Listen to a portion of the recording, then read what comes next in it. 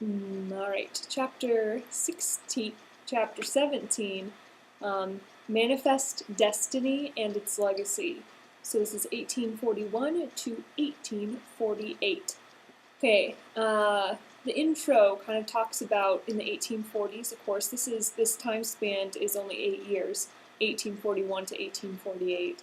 So these 8 years were really dominated politically by the expansion of territory or heading out west, gaining new land for America. It really kind of dominated the politics at this time. We see a lot of people flooding into Oregon, even though Oregon is still disputed territory with Britain. We see Texas causing a lot of problems. We recognize its independence, but Mexico surely does not recognize Texas's independence. So that's another issue we're going to deal with in this chapter. Also, we're starting to be looking towards California and maybe wanting to assume a California into the United States as well. So there's a lot of kind of different things going on with expanding west. Talking about Oregon, talking about Texas, talking about California. So the first section, the ascension of Tyler II. Okay, so Tyler II, we're talking about the phrase Tippecanoe and Tyler II. Okay, so before we talk about Tyler II part of Tippecanoe and Tyler II, let's talk about the Tippecanoe part. Well, Tippecanoe himself, right, President William Henry Harrison, was the war hero in the Battle of Tippecanoe. This is kind of a review. Okay, so now he's president. Okay, President Harrison is president. However, while he was president, he was really kind of seen as more of kind of like a figurehead for the Whig Party. Really, the people in charge during this time was Secretary of State Daniel Webster, also Senator Henry Clay. Those were really kind of, they saw themselves, those two, as really kind of the leading force behind the Whig Party. Okay, they just saw Harrison as kind of like the guy we got elected in order that he does the stuff we want him to do. Kind of like a puppet, right? So during that election, when Harrison was elected, the Whig Party really didn't put forth a platform or really didn't run on any big issues, right? They were just trying to present Harrison as a common man, someone who would be happy, with a log cabin and a barrel of cider. No, that's cider. Anyway, they presented him as like the common man. So once he was elected, Harrison was elected, they started to kind of magically pull out this whole Whig platform. The thing was that unfortunately, poor William Henry Harrison died only 1 month or 4 weeks into office. The not legend has it, but when Harrison, he was 68 at the time, was giving his inaugural address. It was a cold March day, and they think because he was standing outside in the cold without a coat, a hat, or anything like that, that he contracted pneumonia. So he actually died 4 weeks into office after giving still today, the longest inaugural address. It was some 8,445 words. So old man giving a long speech in the cold doesn't equate to health. So Harrison actually dies 4 weeks into office. So now we get the ascendancy of Tyler II. Okay, Harrison's vice president was John Tyler, and John Tyler was kind of like an old school Virginia gentleman, and he had been a Democrat at first, but became a Whig mostly because he didn't like Andrew Jackson. He thought Andrew Jackson was kind of a little too much like a dictator. So because John Tyler didn't like Jackson, he became a Whig. This kind of brings the problem about. Okay, the problem is that although he ran as a Whig, like in his heart, he was still a Democrat. So He clashed with the Whigs on most major issues. Okay, John Tyler, unlike the Whigs, was anti-national bank, anti-protective tariff, anti-internal improvements. So really, the Whigs kind of got the short end of the stick, so to speak, when John Tyler came about. Yeah. Yeah, okay. Next section, John Tyler, a president without a party. All. Okay. So like we were saying before, during that election that got Tippecanoe and Tyler II elected, the Whigs really didn't run on a platform. It was more or less just trying to get Harrison voted into office because of his popularity.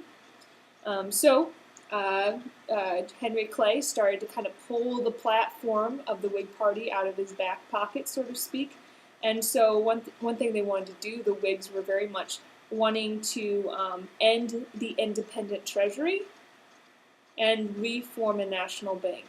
So an independent treasury is when more or less the American government doesn't really keep their money in a bank. It's more like they keep the money in a vault. So they wanted to switch that. The Whigs wanted to bring or resurrect the national bank. So they go about trying to do this, okay? So they create this law to make a new national bank, a fiscal bank, fiscal money, a fiscal bank. And what does John Tyler do? But he vetoes it. Oh man, the Whigs are bummed out. They wanted the national bank. Okay, so they go back to the drawing board, kind of redraft it, and now present, a fiscal corporation. It's kind of similar idea to national bank, but a little bit different. And John Tyler vetoes it again. Whigs are mad. Whigs are always, they're just mad. And the Democrats were eating this up. The Democrats are like, the Whigs, you thought he was a Whig, but he's not. He's really a Democrat at heart. So, this really, like I said, really ticked off the Whigs that John Tyler was vetoing this national bank effort. And, they would burn him in effigy, which means they would kind of create like a little piñata of John Tyler, sort of like a piñata, not a piñata, but like a little figure of John Tyler, and like burn his likeness in the streets. There was an attempt in the House of Representatives to get him impeached. They started to call him his accidency, as opposed to, Anyway, what else did they do? They wrote letters threatening his life. The Whigs officially expelled them. The Whigs officially expelled John Tyler from their party. So he was no longer considered a Whig, but he had betrayed the Whigs. They kicked him out of the party. And all of the members of his cabinet resigned, except for the Secretary of State, Webster, who was in the middle of kind of dealing with Britain, couldn't really resign because he had to deal with Britain. So the Whigs were mad. The Whigs were mad. Another thing that ticked off the Whigs was they proposed a protective tariff. Okay, that's very much an idea of a Whig, protecting American industry by putting forth protective tariff. Well, what happens? John Tyler vetoes it. Okay, so they go back to the drawing boards, lessen the tariff, kind of make a couple other changes, and then finally John Tyler does sign a protective tariff, or the tariff of 1842, which established a tariff at 32%. So he did compromise a little bit with that. But you can see John Tyler, Democrat at heart, although Whig in name. Okay. Next section. A war of words with Britain. Fighting through words. Let's see if the pen is mightier than the sword. Okay. Hatred for the British came to a head from time to time in the 1800s. Okay. So in the 1800s, just from time to time, like, hatred for Britain really just kind of peaked. And to kind of relieve that tension, there was either a war or there was some sort of treaty signed. Okay. So you might ask, why did we hate Britain so much? What did we have against them? Well, let me remind you, okay? right? So we have the Revolutionary War. There's that. Okay. The War of 1812. Remember, they burnt Washington, D.C. Okay, so there's that.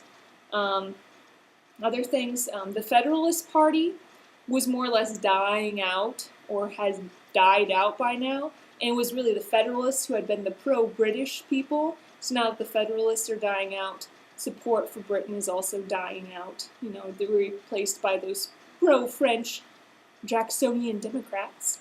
There are some travel books written by Britain at this time. This is where we're getting into the War of Words. So these travel books, written by British people about America, really presented America in a poor light, or in a bad light. They wrote about, you know, slave auctions. They wrote about tobacco spitting, lynching. Yeah, just a bunch of kind of negative things, and it really stirred up anger in America against Britain. The British magazines followed suit and started to publish articles and things like that, really kind of dissing America.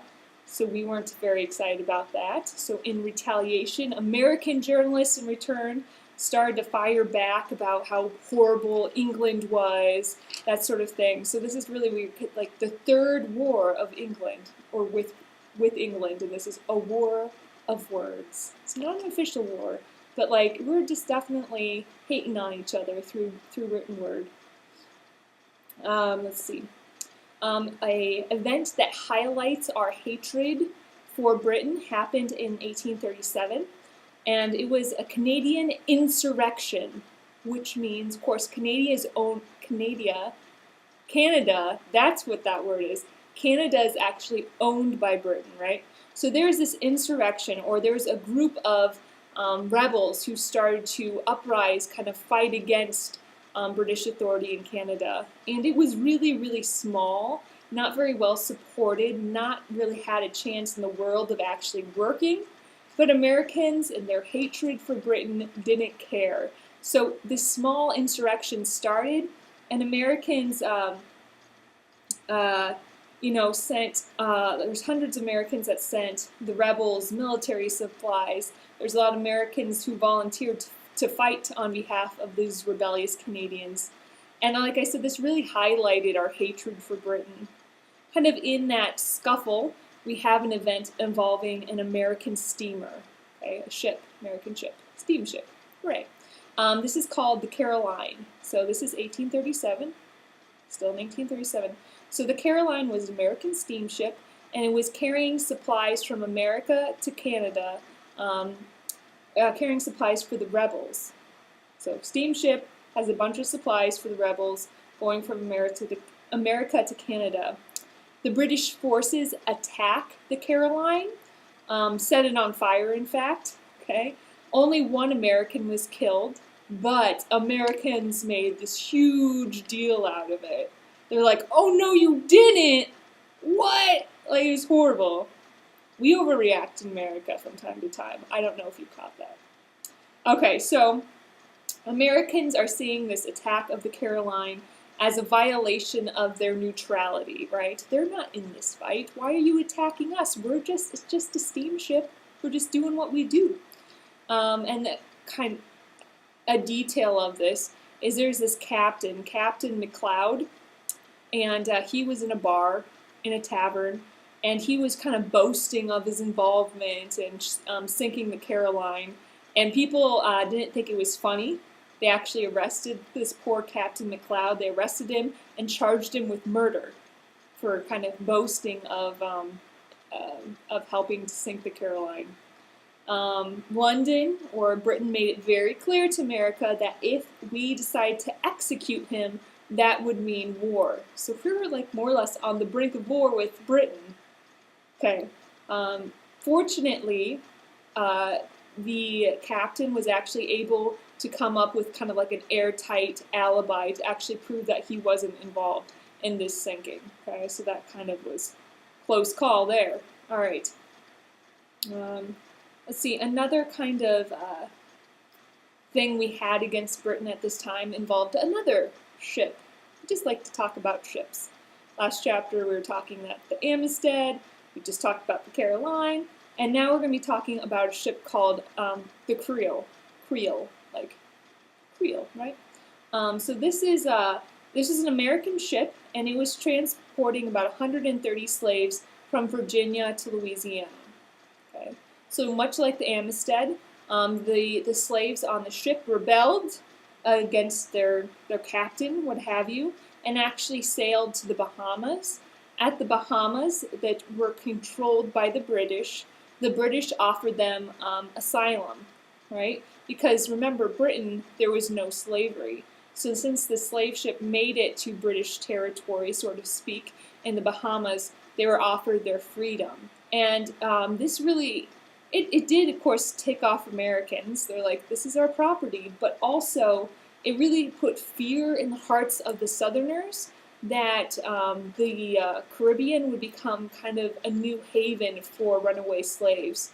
Because at this time, there's a lot of runaway slaves. They would run north, try to get to Canada for their freedom, because remember, Canada owned by Britain, no slavery. So a lot of runaway slaves would try to head to Canada to become free. And now through this incident, the Creole, the ship called the Creole, Southerners were afraid that now the Bahamas or the British-controlled islands would become kind of like the new Canada, that a lot of American slaves would run down there for kind of a haven or escape. All right, next section, manipulating Maine's map. That's exciting to say. Good job, historians. You make history fun. Okay, Maine, the state of Maine, okay? We're talking about a dispute on the northern border of Maine, so the border that separates Maine from Canada. So there's kind of a dispute on where Maine begins and where Maine ends. Okay, so very helpful if you would turn to page 399 in your book, because there's a map that kind of shows the disputed area, that sort of thing. So 399 in your book will be very helpful. Okay, so there is a disputed territory in kind of the northern region of Maine. So no one really knew if it was Maine's or if it was Canada's. And Canada wanted to build a road through that disputed territory. Okay?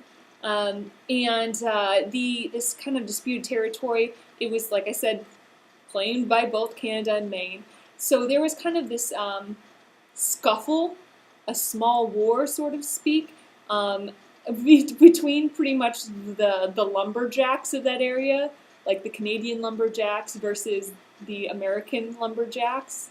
Like, awesome lumberjack wars. That should totally be on TV. Intellectual copyright, lumberjack wars. Anyway, so there's this war. It was dubbed the Aroostook War. Aroostook War. And it was, like I said, it was kind of a clash between the Canadian and the American lumberjacks over this disputed territory. And although it was small, people were afraid that it might accelerate or might kind of come to life in a bigger scale.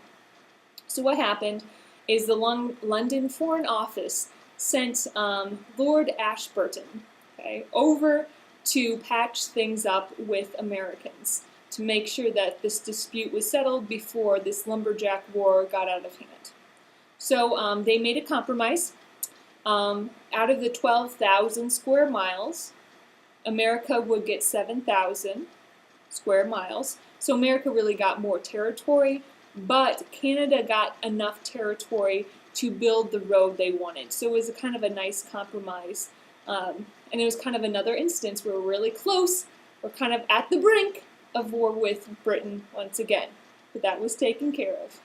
Good job, Lord Ashburton. America, we appreciate you. Okay, and with that, America appreciates you. With that, I think we are good enough for now.